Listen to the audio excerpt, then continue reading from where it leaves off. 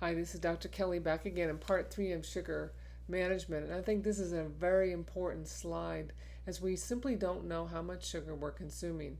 So when you take a look at a label, you will notice lots of things about proteins and fats and cholesterol and sugar, but we're just going to focus on the carbohydrates, the sugar, and the fiber here.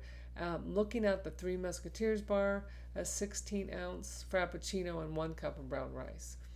Now, carbohydrates are essentially determined by the weight left over after you've subtracted the protein and the fat from that particular serving size.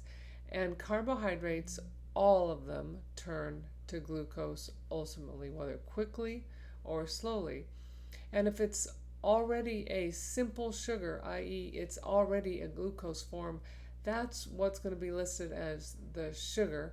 And then carbohydrates also includes fiber.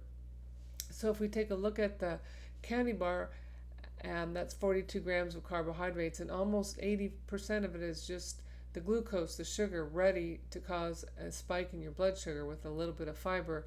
The Frappuccino is even a greater percentage of straight sugar. There's no digestion needed. It immediately causes a spike and no fiber. And the brown rice, essentially the same amount of carbohydrate, but if you'll notice, only 0.7 grams of sugar, meaning that this is a complex carbohydrate. It's going to take a long time to cause a spike of blood sugar and a lot of fiber there, which always helps the colon. When it talks about sugar, it includes anything that's naturally occurring in the food that's in that processed or in that box or in that can, as well as any added sugar. So for instance, there'll be sucrose that comes naturally from sugar cane and sugar beets, lactose, which is the sweetener from milk, fructose comes from fruit, of course, and then if they add any more sucrose or hopefully not any high fructose corn syrup, honey, or fruit juice concentrate, or dextrose, which is a form of glucose, that'll all be included under the sugars. So recognize that when you do have a sugar, you're really going to have a hard time breaking it down if it's a complex carbohydrate, meaning it will release its glucose molecule later in the process. So first you'll get some breakdown in the mouth, and then hydrochloric acid helps break down proteins in the stomach, and the pancreas helps to break down the carbohydrates. The gallbladder assists with fat breakdown, and in the small intestine food or nutrients get absorbed, but ultimately those carbohydrates all become glucose.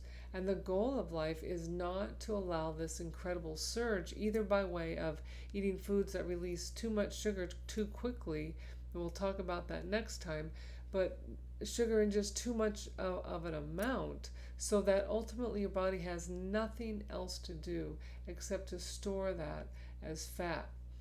So when actual questions come from my patients about why they can't lose weight because they don't eat any fat, I have to remind them that their obesity is largely related because they have been taking in too many carbohydrates that release the sugar too quickly or are in the form of the glucose already. So stay tuned, and we're going to talk about that high glycemic index and make sure you understand the difference between a simple and a complex carbohydrate, because I promise you, if you get this, life will become much, much easier.